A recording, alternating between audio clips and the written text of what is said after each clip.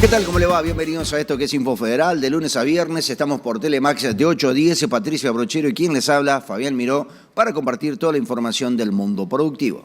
Hola Fabián, ¿cómo estás? Muy buenos días para vos. Buenos días a toda la gente que ya está del otro lado sintonizando Telemax. Y bueno, por supuesto, buenos días a todo el equipo que está detrás de Info Federal cada día y todos los días. Así es, para compartir toda la información, como decíamos, del mundo productivo que abarca muchísimo, ¿no? No solamente ganadería, agricultura, sino también todas las economías regionales, historias de vida, seminarios, en fin, es un mundo muy, pero muy amplio que estamos aprendiendo a conocer. Llevamos muchos años en esto, pero el periodismo agropecuario, como todos los periodismos, ¿no? O todas las ramas del periodismo, pero particularmente el del campo es muy particular, porque siempre hay algo nuevo, siempre hay algún problemita, como por ejemplo ahora el de la garrapata que venimos hablando. Ayer se llevó a cabo una reunión en Gualeguay, en el sur de la provincia de Entre Ríos. Lamentablemente no pudimos estar por cuestiones de tiempo. Nos hubiese gustado porque es un problema que está afectando a toda Latinoamérica, como dicen los brasileños, ¿no? Es un problema difícil de solución, la garrapata. Estuvimos nosotros en Uruguayana, en Artigas, en Alegrete, Brasil, Uruguay, Mercedes, Corrientes, que Corrientes ya sabemos que es una provincia que, no digo que bajó los brazos, pero ya conviven con la garrapata y tratan de bajar la población nada más. Y en Entre Ríos la preocupación va en aumento, también en Santa Fe, en Chaco y en otras provincias de la República Argentina. Ese es uno de los tantos temas. Hemos tratado del HLB, por ejemplo, la enfermedad de los cítricos. Hemos hablado con la gente del limón en Tucumán, de la yerba en Misiones. Hay un nuevo gobierno, no nos olvidemos, en Misiones. Espero que le preste la atención debida. El Instituto Nacional de Yerba Mate que se vuelva a poner en marcha. También con el tabaco, la Patagonia, la nieve. En fin, es muy amplio también piscicultura. Nos quedamos cortos, ¿no? Realmente con la información. Y cada nota es un aprendizaje, ¿no? Porque la gente nos va contando cosas, nosotros las vamos asimilando, interiorizándonos y conociendo. La verdad que es un constante aprender esto de hacer periodismo agropecuario.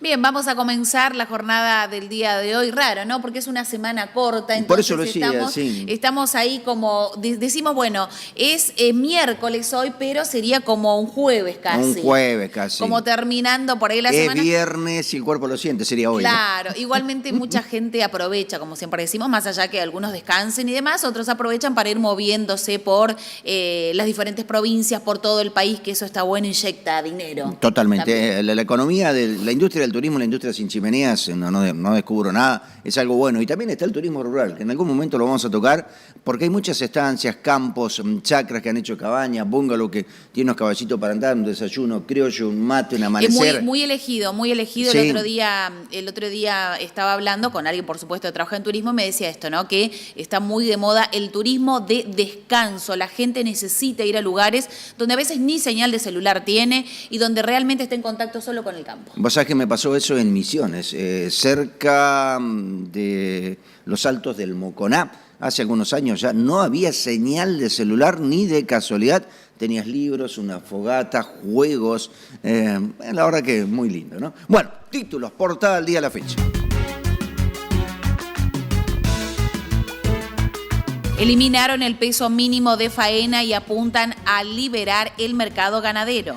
El gobierno dejó sin efecto una regulación vigente desde el 2007 que imponía un piso de kilos para machos y hembras. Argumentaron que no mejoró la productividad y celebraron señales de desburocratización.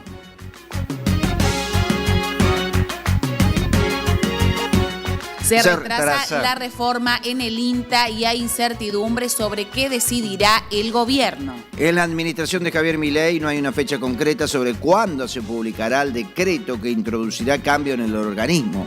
Esta demora hace sospechar algunos sectores y actores, obviamente, si realmente habrá modificaciones, en especial luego de las fuertes críticas de las últimas semanas que incluso llegaron desde los propios gobernadores, es decir, desde la oficina de los gobernadores, los primeros mandatarios provinciales.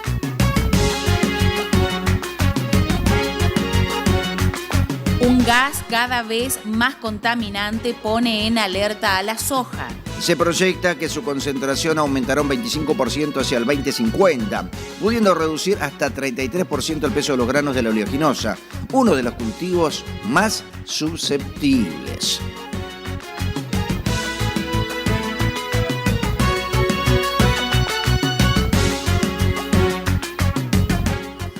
Semilla fiscalizada regulan la utilización de la frase y advierten que solo la podrán utilizar el INASE. Con el objetivo de brindar certezas al productor para reconocer la semilla legal de aquella que no lo es, el Instituto Nacional de Semillas resolvió que la frase semilla fiscalizada ya no podrá ser utilizada por las empresas y vendedores en otras ubicaciones externas a los envases y marbetes, donde sí lo hará el organismo, me estoy refiriendo al INASE. Continuamos y vamos al desarrollo de los títulos. Se eliminaron. Me parece que esto es una medida que va a traer cola, polémica. A ver, no es que uno esté en contra o a favor de un gobierno, simplemente emite su opinión. Siempre lo he hecho, así que si alguno piensa de otra manera, realmente está equivocado, ¿no? Digo lo que pienso, lo que veo y lo que uno escucha en los remates de Hacienda o habla con los ganaderos y demás. Eliminaron el peso mínimo de faena, siempre fue polémico esto, ¿no? Y apuntan a liberar el mercado ganadero, es el título, vamos al desarrollo. Bien, el gobierno dejó sin efecto una regulación vigente desde 2007 que imponía un piso de kilos por machos y hembras. Argumentaron que no mejoró la productividad y celebraron señales de desburocratización. La Secretaría de Agricultura, Ganadería y Pesca de la Nación oficializó la derogación de la Resolución 68/2007, una normativa que durante casi 2 décadas estableció un peso mínimo obligatorio para la faena de bovinos. La decisión implica el retiro de una intervención histórica en el mercado ganadero en sintonía con una agenda que busca mayor flexibilidad para los actores del sector. La resolución original implementa en pleno auge de las políticas intervencionistas sobre el agro. Exigía que los animales no pudieran ser enviados a faena por debajo de los 140 kilos, res para hembras y 165 para machos. Con el tiempo, esos límites fueron motivo de discusión entre productores, frigoríficos y técnicos en medio de cambios en la dinámica de la oferta y la demanda de carnes. Según el comunicado oficial, la experiencia acumulada demuestra que la imposición de un peso mínimo no logró mejorar de manera sostenida ni la calidad de la carne ni la eficiencia del sistema productivo. Los datos muestran que el peso medio de faena ha tenido oscilaciones importantes desde 1998, principalmente por factores climáticos, restricciones a las exportaciones y condiciones de mercado, más que por la normativa vigente, detalló el texto difundido por el Ministerio de Economía. Además, el gobierno se apoyó en ejemplos internacionales para argumentar su decisión. Países sin este tipo de regulaciones, como Estados Unidos, Brasil o Australia, alcanzaron pesos promedios superiores y con estándares de calidad competitivos. Según la mirada oficial, el foco debe estar puesto en incentivar la eficiencia a través de mecanismos de mercado sin imponer restricciones burocráticas. Muy bien, continuamos y en este caso hablamos sobre el INTA nuevamente, tema que venimos tratando hace mucho, porque se retrasa la reforma del INTA y hay incertidumbre sobre qué decidirá el gobierno. En la administración del presidente Javier Milei no hay una fecha concreta sobre cuándo se publicará el decreto que introducirá cambios en el organismo. En un momento donde el INTA se encuentra como uno de los temas relevantes de la agenda pública, porque el gobierno busca introducir reformas, según ya trascendió hace varios meses, en los despachos oficiales no brindan certeza cuándo verá la luz el supuesto decreto con cambios en la gobernanza y en la autarquía del organismo, entre otros puntos. Esta demora hace sospechar a algunos actores si realmente habrá modificaciones, en especial luego de las fuertes críticas de las últimas semanas, que incluso llegaron desde los gobernadores. Recordemos que el Instituto Nacional de Tecnología Agropecuaria se creó por el decreto 21.680 de 1956 del presidente de facto Pedro Eugenio Aramburu. Se constituyó como un ente autárquico con diversas fuentes de financiamiento. En ese momento, con el 1,5% ad valorem de los productos y subproductos de la agricultura y ganadería que se exportaban, aportes de gobiernos provinciales, la producción de sus campos y entre otras fuentes de ingresos, los saldos no comprometidos al fin de cada ejercicio.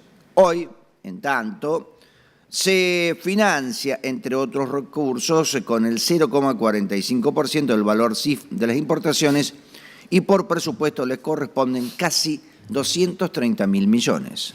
El organismo posee un consejo directivo que es el máximo órgano de conducción.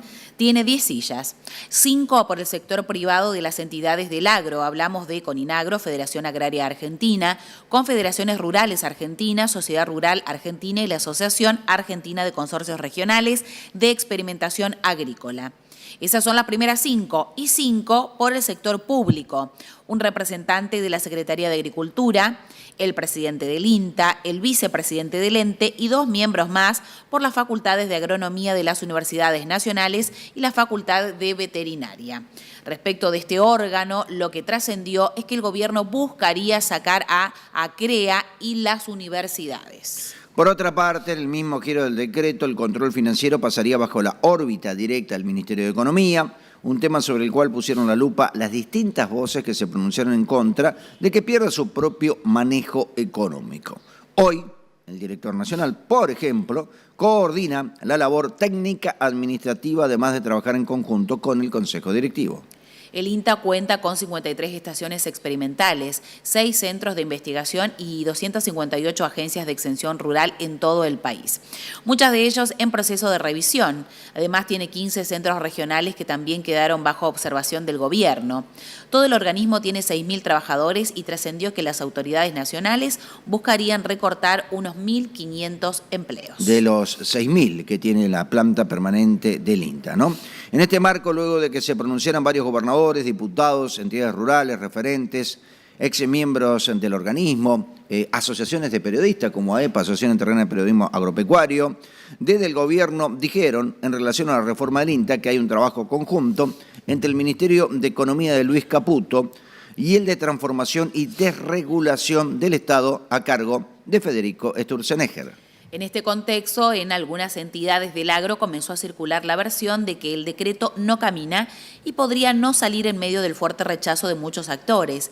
Se pronunciaron en defensa del organismo los gobernadores Maximiliano Puyaro, por Santa Fe, Martín Yarlora, de Córdoba, Axel Kicillof, de Buenos Aires, y Rogelio Frigerio, de la provincia de Entre Ríos, también Alberto Hueretilnec, de Río Negro, entre otros.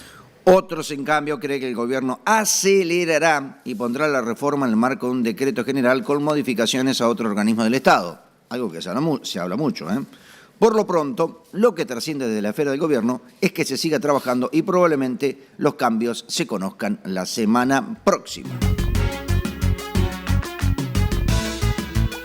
Hablamos ahora sobre un gas cada vez más contaminante que pone en alerta a la soja. Se proyecta que su concentración aumentará un 25% hacia el 2050, pudiendo reducir hasta 33% el peso de los granos de la oleaginosa, uno de los cultivos más susceptibles. El cultivo de soja se encuentra amenazado por la contaminación con ozono troposférico. Este gas surge de emisiones industriales y del transporte y a nivel global se proyecta que su concentración aumentará un 25%, como recién mencionabas. En este contexto, un estudio de la FAO analizó el efecto precisamente de ozono en la soja y halló que redujo hasta un 33% el peso de sus granos, sus porotos, ¿no?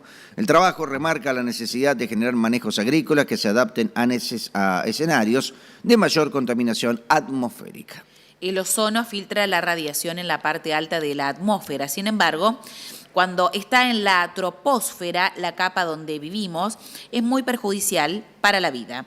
Aseguró esto Natalia Cantel, mi docente de zoología agrícola en la FAUBA, y agregó que el origen de este problema son las emisiones industriales y del transporte. Por eso, Natalia analizó de qué manera este gas afecta a la soja, un cultivo clave para la Argentina. En su estudio aplicó entre 40 y 60 partes por billón de O3, concentraciones altas para la Argentina, durante todo el ciclo de la planta. Observamos precisamente que las plantas sometidas al estrés por ozono florecieron 4 días antes. Para resistir el daño que produce el gas, las plantas debieron recursos para producir defensas antioxidantes y esto alteró su ciclo de vida, explicó Natalia. Y subrayó, al cosechar detectamos que el peso de los granos se redujo un 33% en promedio. Este es un descenso muy marcado que impacta de forma muy negativa en la producción de soja. La docente señaló que estos resultados son claves de cara al futuro, dado que el nivel del ozono aumentaría alrededor de un 25% hacia el 2050. Además, de las sequías y las altas temperaturas, el ozono troposférico será un factor más que los productores deberán tener en cuenta para el manejo. En este contexto de cambio climático, para Natalia es clave entender cómo el O3 afecta las interacciones entre los cultivos y las plagas. Por eso también estudia el impacto del gas sobre Spodopteria frugiperda. Bueno, rarísimo el nombre, ¿no? Son nombres científicos. Sí, son nombres científicos. Un insecto que se alimenta de la soja y también de otros cultivos. Continuamos, hablamos sobre semilla fiscalizada, regula la utilización de la frase y advierten que solo la podrá utilizar el INASE. Bien, ya vamos a hablar sobre ese temita que estamos ahí. Estoy con un problemita. Bueno, con el objetivo de brindar certezas al productor para reconocer la semilla legal de aquella que no lo es, el Instituto Nacional de Semillas resolvió que la frase semilla fiscalizada ya no podrá ser utilizada por las empresas y vendedores en otras ubicaciones externas a los envases y marbetes donde lo hará el organismo. El INASE reglamentó que la frase semilla fiscalizada será de uso exclusivo del Instituto Nacional de Semillas en lo que respecta a su colocación en los envases de las mismas y marbetes. Lo hizo a través de la resolución 306/2025, publicada en el Boletín Oficial, señalando que deberá encontrarse únicamente en el rótulo de seguridad o estampilla oficial como distintivo de legalidad para evitar confusiones a la hora de la adquisición de la misma. El distintivo de la semilla fiscalizada es el documento de autorización de venta que emite este Instituto Nacional para toda semilla que haya finalizado el proceso de fiscalización, mediante el cual se define el rótulo que tendrá cada uno de los envases que el referido documento ampare. También subrayó que la medida apunta a evitar cualquier tipo de engaño sobre la certificación oficial de las semillas. En este sentido, la resolución reglamenta e incluso pena la publicidad engañosa o que lleve a una confusión por parte del agricultor, lo que en este caso podría darse si la frase semilla fiscalizada no estuviera exclusivamente relacionada con el cumplimiento del procedimiento de fiscalización en el envase de semilla. Estuvimos en la gira internacional Hereford que se realizó en Mercedes, Corrientes, El Aguacerito. También estuvimos en Uruguayana, en 2 establecimientos, uno de ellos San Fernández, en una cabaña también realmente impresionante. Y también lo hicimos en el departamento Artigas, en la República Oriental del Uruguay, Santa María de Arapey y Pingo Viejo, 2 establecimientos, todos que crían en Hereford. Fueron 3 días realmente muy intensos y, como lo decía recién, ¿no?, al principio del programa, aprendimos muchísimo y vimos experiencias. Qué lindo que es verlo en campo, ¿no? Porque por ahí uno Fabián, puede leer uno puede leer la noticia, pero estar en el campo propio, ver los animales, ver cómo trabajan, los esquemas de producción, los problemas que tienen. Por ejemplo, en Mercedes, al establecimiento que estuvimos, 11.000 hectáreas con una carga 0607 y de las cuales en el último incendio se quemaron 4.000. Claro. Tuvieron que ir a cortar alambrado desesperado para mandar la hacienda a un lugar supuestamente seguro y que fue en definitiva seguro. En esa zona se quemaron 30.000 hectáreas y uno hoy recorre Corrientes y dice, no, acá no pasó nada, pero después cuando pasás por algunos lugares donde hay forestación y demás, se ven todos los árboles quemados y demás. Y también observamos algo, por ejemplo, en Uruguay, para tener en cuenta, el picudo rojo. ¿Te acuerdas que hicimos una nota en Paranacito? Las palmeras, las líquido. Devastadas. Las líquido. Le quedaban, no sé, 2 metros y nada más y todo comido. ¿Qué pasó acá? Bueno, esas son cosas que uno por ahí habla, informa, pero cuando está en el lugar de los hechos, toma dimensión, ¿no? Por eso es tan lindo, tan apasionante el periodismo agropecuario y el periodismo en líneas generales. Continuamos. Muy bien, bueno, vamos a hablar justamente sobre la gira internacional de Hereford. El presidente de Braford de Brasil destaca el evento y destaca también los objetivos de intercambio y camaradería entre criadores. Estamos con Eduardo Suárez, presidente de la Braford y de la Hereford en Brasil. Bueno, Eduardo, ¿qué significado tiene esta gira para ustedes, para la gente del Brasil, esta gira internacional con productores argentinos, uruguayos? También vino la presidenta de la Asociación de Criadores Hereford de Paraguay. Bueno, la verdad que estamos muy felices de recibir esa cantidad muy importante de criadores y de asociaciones. Es una promoción de las 3 asociaciones, Brasil, Uruguay y Argentina, con la idea de, hacía tiempo que pensábamos en hacer este evento y ahora conseguimos. La idea es juntar criadores, ver rodeos, sistema de producción, pero principalmente apoyar cada vez más la camaradería, el cambio de experiencias y de ideas. Entonces es el principal factor. Bien, ¿cómo está el Hereford en Brasil, sobre todo en esta parte de Brasil, Santa Catarina, digamos el sur? Donde... Bien, manteniendo sus números. Claro que cada vez más los ambientes de Hereford son restritos acá en Brasil, porque los principales campos se fueron a agricultura y los Hereford se queda donde hay un buen ambiente, un buen clima. Eso es sur de Brasil, el norte de Río Grande, Santa Catarina y Paraná, son regiones altas, frías, y ahí se mantiene el Hereford. Además, aportando una carne de calidad en estos ambientes a través de genética de los toros que están en los centros. ¿Cuánto hace que está la raza en Brasil? La raza empezó inicio de los años 1900 algo, entrando toro de Uruguay ahí. Entonces ahí se difundieron mucho en esa región. Está bien, ¿y el Braford? Bueno, el Braford, acá somos juntos, el Braford y Hereford. Los criadores de Hereford introducieron el Braford en sus campos. Estamos en ambientes muy complicados, duros, campo de basalto superficial o campos agrícolas, pero la parte que sobra para las vacas son los bordes y las partes que no, marginales. Y ahí Braford anda muy bien.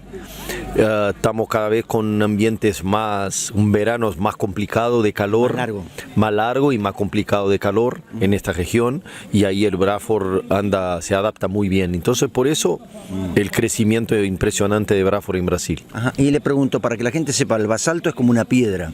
Sí, basalto es un campo con 5 centímetros de suelo. El perfil. El perfil está de tierra y después abajo tiene una piedra que no retiene el agua. El agua entra y se va al acuífero guaraní, que está abajo de nosotros. Entonces esos campos tienen calidad de pasto, pero aguantan bastante poco para manutención de humedad. Se secan muy rápido y tienen cargas bajas. Entonces, ¿cuánto es una carga normal? Acá se usa 0,6 equivalente vaca por hectárea a lo largo del año. Entonces necesita tener una carga baja para poder juntar alguna estructura de pasto para los meses más complicados. Bueno, estuvimos en San Joaquín, en San Pedro, Sao Pedro, como le dicen ustedes aquí en Brasil. Bueno, hacen ciclo completo, recría, ¿cómo es la historia? Sí, acá porque vimos Fernando hablar, hacen ciclo completo, es una empresa grande que hace ciclo completo y invierna la principal cantidad de los novillos y hace venta de genética, ¿no? Tanto de toros Hereford como Braford. Sí, hemos visto por acá que estamos ahora en San Pedro, que tiene muchas... San Fernando, perdón, que tiene muchas cucardas y demás. Sí, ellos apuntan siempre a la pista de Hereford y son muy vencedores hace muchos años. Claro, en su momento hablamos también, previamente a la nota, ¿no?, de que Brasil es el primer productor mundial de carnes. Es dependiente de China, tiene otros mercados, porque China es un jugador importante que quizás hace 15 años no lo teníamos en mente. Sí, la verdad que cuando hubo el problema de los porcinos en China, ellos tuvieron que salir a comprar y el Brasil fue un buen mercado porque había disponibilidad. Y eso cambió el mercado brasilero porque primero necesitaba un volumen impresionante de carne y China no exigía tanta cobertura de grasa. Entonces eso se llama el novillo China acá en Brasil. Es un novillo pesado y no tan gordo. Entonces, ¿qué pesaje más o menos? 500, arriba de los 500 kilos. Novillo de exportación. Novillo de exportación, pero acá en Brasil se exige para un programa de carne Hereford la gordura 3 milímetros de gordura arriba, y la China lleva novillo con gordura 2. Entonces eso por un lado facilitó mucho a los campos que preparaban los novillos de forma más barata y le daban fluidez. Está bien. Argentina también es bastante dependiente de China, diría yo, pero va mucha vaca manufactura, vaca que ya terminó, digamos, su periodo de vida y bueno, va para China. Sí, creo que sí. En Brasil también. Brasil vende a 160, 170 países.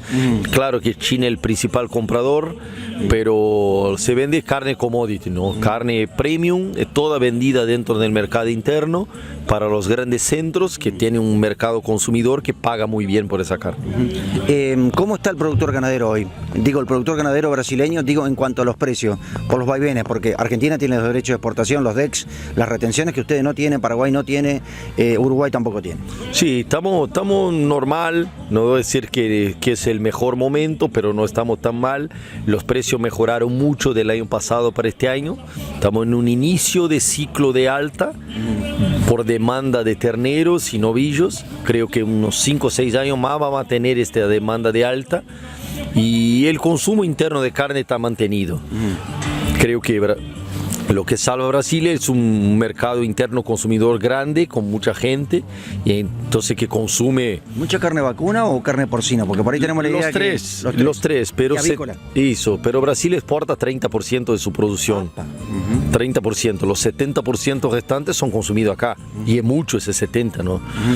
Bueno, la raza predominante hoy entonces es el Braford, y bueno, y digamos las cebuinas, ¿cómo están? La cebuina del norte, 85% del rebaño brasilero es en el Ore. En el Ore. Entonces, principalmente de Paraná arriba, casi que 100%. En el sur, los 3 estados del sur, sí, ahí entran mucho las sintéticas y el Hereford y la británica, ¿está? En el norte usamos mucho el Braford, usan mucho los Braford y el Hereford en cruzamientos, buscando calidad de carne principalmente. ¿Cómo nos ven a los argentinos? Le hago una pregunta por incómoda, pero ¿cómo nos ven ahora? Bien, me parece que están empezando a tener un buen momento de estabilidad, sí, y de dar la oportunidad de esta gente saber que para andar bien hay que trabajar y hay que hacer por sí. No se puede tener un costo de Estado sustentando todo lo que sustenta. Entonces tenemos que sacar, así como en Brasil, ¿no?, sacar el peso del Estado arriba de la gente y dejar que con el trabajo y con las actitudes la gente pueda mejorar. Bueno, usted me dio pie para una pregunta, ¿no? Brasil las políticas de Estado la mantiene, ha pasado Lula da Silva, no está Lula da Silva ahora, pero pasó Bolsonaro, pasó Dilma Rousseff, y entiendo que las políticas de Estado no han alterado en cuanto a la producción y que tienen un buen lobby, no sé si es la palabra correcta, en el Congreso, por decir algo, ¿no? Sí, me parece que sí, cambia algo, claro, en las actitudes, en la política de exportación, por veces se abre algún mercado más, por veces no, y ahí los precios oscilan mucho por eso, pero el grueso de cambio por suerte no tenemos, ¿no? El agro es importante en la balanza comercial y creo que no tenemos tantos cambios como tienen los argentinos. Bueno, ahora parece que tenemos un poquito más de estabilidad, hay cosas que están bien, hay cosas que están mal, pero hay un horizonte que durante 20 y pico de años lamentablemente no lo tuvimos, de esto me hago cargo. Y Uruguay, yo creo que es un caso parecido al de ustedes, ¿no? Pasa de izquierda a derecha, por decir algo, ¿no?, sin entrar en las arenas políticas, pero mantienen su política. Sí, la verdad que eso, y bueno, ojalá siga así porque el campo no es fácil producir, tenemos una empresa sin techo. Exacto. Entonces pasamos acá en esta región, tenemos 2 veranos muy secos, tuvimos el último, comprometida la preñez, comprometida la parte invernada, y bueno, y necesitamos que la política sea lo más estable posible. Suárez, gracias por su tiempo, muy amable. Bueno, muchísimas gracias, un abrazo.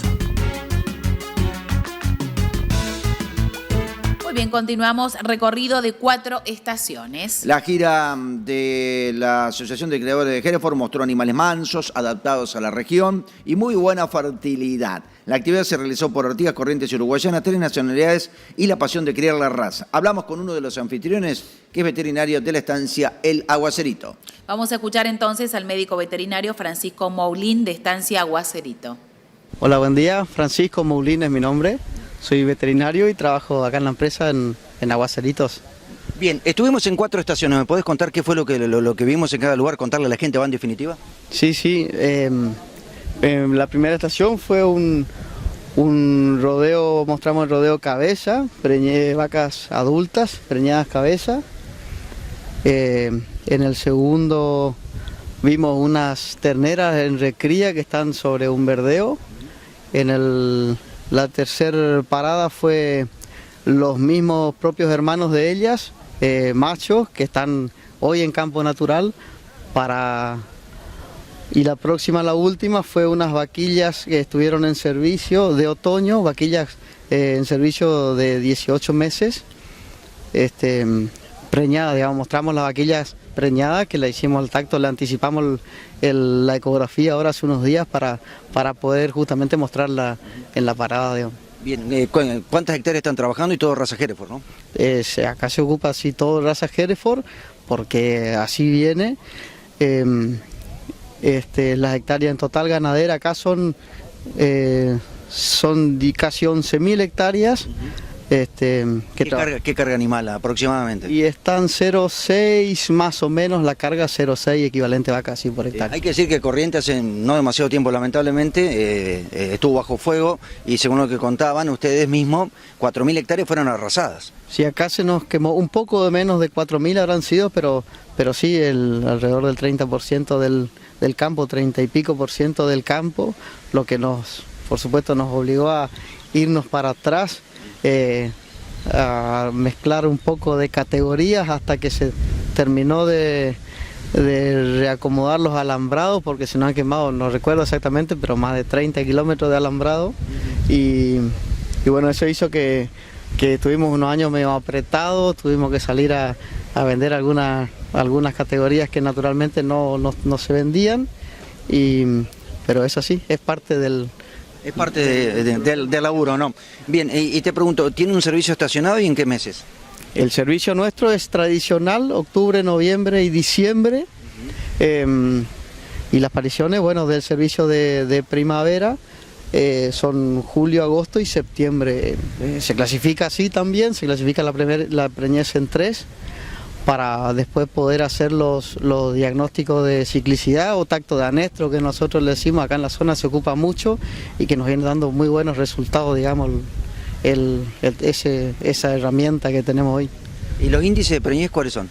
En el servicio de primavera hoy estamos ya hace unos años por encima del 90% de preñez, afortunadamente venimos...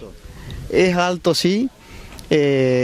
El año nos viene acompañando bastante, porque de hecho hemos tenido muy poco tratamiento de la lactancia. Hicimos el año pasado creo que un 15% de precoz, 15 o 16% de precoz en total, así que está bien, pero depende mucho del año en realidad, depende del año, el tratamiento que se hace para poder llegar a mantenerse en ese porcentaje. Hay algo que preocupa a todos en esta zona, que es la garrapata. Y Corrientes, bueno, es como que no le encuentra la vuelta. Corrientes no le encuentra la vuelta a la garrapata, lamentablemente. ¿Generó defensas o qué? ¿Cómo lo ves vos desde el punto de vista profesional? A ver, desde que acá cayó el plan de erradicación, la garrapata se disparó en toda esta parte de la provincia, digamos, lo que generó, por supuesto, en los lugares donde estaban limpios o prácticamente con muy baja carga, como en este caso, genera un desequilibrio entre garrapata, vaca, tristeza, o sea, hay un desequilibrio que, bueno, estamos... Como le decía hoy en la charla, la lucha contra la garrapata asumimos que está perdida para nosotros. Intentamos, sí, por supuesto mediante la aplicación de garrapaticida, bajar la carga, mantener una carga baja, pero no hacemos un esfuerzo hoy para limpiar el campo, porque creemos que con las condiciones que tenemos es imposible. Entonces... hay que convivir. Hay que convivir. Venimos inmunizando nosotros ya hace 4 o 5 años, o sea, todas nuestras generaciones nuevas vienen inmunizadas con diferentes vacunas para tristeza, y bueno, hoy estamos armando un plan de vacunación para animales adultos, que es lo que nos resta, digamos, porque tenemos hoy animales de más de 5 años, de 4 y pico, 5 años para arriba, sin inmunidad, y son los que por ahí se ven con problemas de tristeza. Te pregunto, ¿cuál es el sistema? Acá no hacen ciclo completo. No, se hace cría y se recría el macho un año más, se deja el macho un año en el campo. Sí. Ese es el sistema de trabajo. Ese es el sistema. ¿Y los años de sequía cómo lo afrontaron? Bueno, hemos tenido años durísimos de sequía en estos últimos 2 años o 3 años, me animaría a decirle, muy por debajo de la precipitación media normal,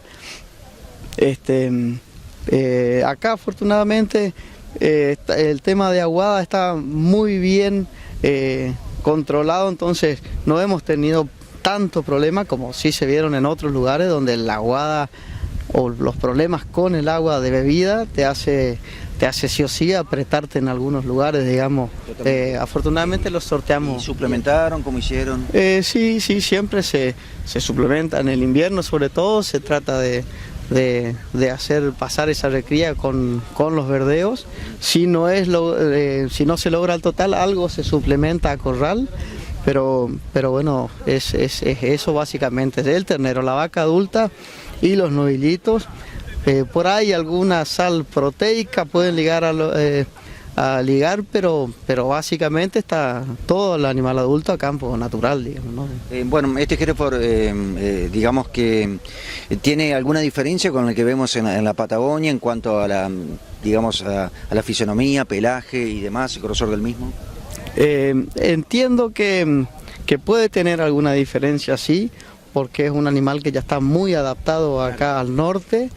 De hecho, hoy surgieron preguntas de cómo manejamos en diciembre el servicio, y la verdad que nos sorprendió para bien el servicio en diciembre. Hemos tenido diciembre muy bravo y sin embargo no resignaron preñeces. Digamos, la preñez de diciembre estuvieron, que era para nosotros una incógnita en su momento. La verdad que esta raza acá en la zona se ha comportado muy bien en casos extremos de temperatura. La última pregunta, ¿no? Obviamente hay una estacionalidad para el servicio. ¿Se hace algún repaso a campo o es todo inseminación? No, se hace una inseminación, sí, en animales de segunda oportunidad, o de segundo servicio, digamos. Se hace a la vaquilla, a toda la vaquilla de primer servicio. Y el resto se hace, es un servicio a campo, sí, todo se hace un repaso con toro, por supuesto, sí. Y el manejo, bueno, vimos a la gente a caballo, la tradicional. Sí, normal, muy tradicional. Acá son potreros, todavía tenemos potreros extensos, o sea, se usa bastante, hay bastante personal y hay, sí, le meten mucho caballo. Los muchachos por suerte están... El correntino es famoso por su vaquilla para andar a caballo, precisamente para las tareas rurales, de campo y demás. Por suerte acá en la zona nosotros todavía tenemos buena gente. De hecho el correntino está muy bien visto en muchos lugares. Cualquiera que se va acá a manejar un campo en algún otro lugar del país se lleva probablemente un capataz correntino o por lo menos una persona de confianza de la provincia, sí. Doctor, gracias. Gracias a usted, un gusto.